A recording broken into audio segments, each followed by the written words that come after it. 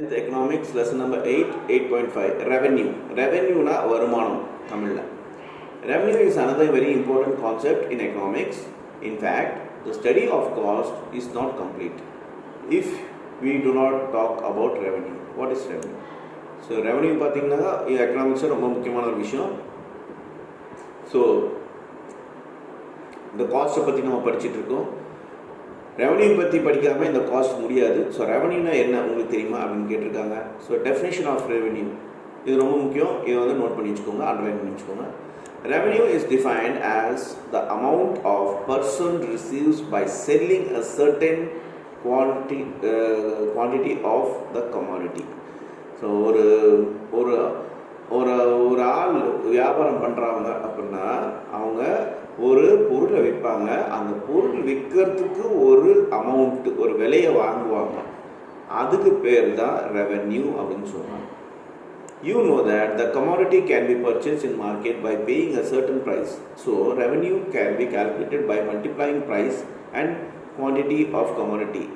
Hence we can write revenue is equal to price of the commodity into quantity of the commodity. So மார்க்கெட்டில் நிறைய பொருள் நம்மளாம் வாங்குகிறோம். கமாடிட்டினா பொருள்லாம் வாங்குகிறோம்.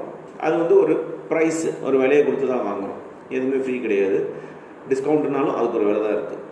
ஸோ இந்த மாதிரி ரெவன்யூ பார்த்திங்கனாக்கா எப்படி கேல்குலேட் பண்ணுறாங்கன்னா, அது price and quantity of commodity. எவ்வளோ கமாடிட்டி வாங்குகிறோமோ, எவ்வளோ பொருள் வாங்குகிறோமோ அதுக்கு உண்டாத ப்ரைஸ் வந்து மல்டிப்ளை பண்ணால் அது ரெவன்யூ அப்படின்னு சொல்கிறாங்க. ஃபார் எக்ஸாம்பிள் ரெவன்யூனா எப்படி வருதுன்னா, கமாடிட்டியோட ப்ரைஸும் எவ்வளோ குவான்டிட்டி அந்த கமாடிட்டி நம்ம விற்கிறோம் அப்படின்னா அதுக்கு உண்டான ஒரு விலை தான் ரெவன்யூ அப்படின்னு சொல்கிறோம். During a given period of time, the seller sells certain quantity of the commodity. So the total amount of money received by the seller during the time of period is called total revenue.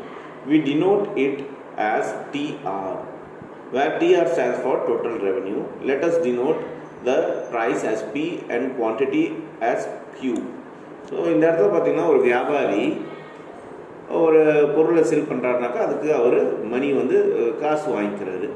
இந்த இடத்துல இப்போ இதுதான் total ரெவன்யூன்னு சொல்கிறாங்க. So எவ்வளோ அவர் பொருள் விற்றுருக்காரோ, அந்த எவ்வளோ பொருள் விற்கிறதுக்கு அவர் எவ்வளோ பணம் வாங்கியிருக்காரோ அதுதான் டோட்டல் ரெவன்யூ அப்படின்னு சொல்கிறாங்க. ஸோ இந்த இடத்துல கேபிட்டல் டி கேபிட்டல் ஆரை வந்து டோட்டல் ரெவன்யூன்னு வச்சுக்கிறாங்க.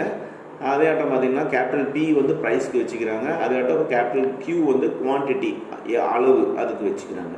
ஸோ டோட்டல் ரெவன்யூ எப்படி கிடைக்குதுனாக்கா price into quantity or TR is equals to P into Q. ஏற்கனவே பார்த்துக்கலாம் ப்ரைஸு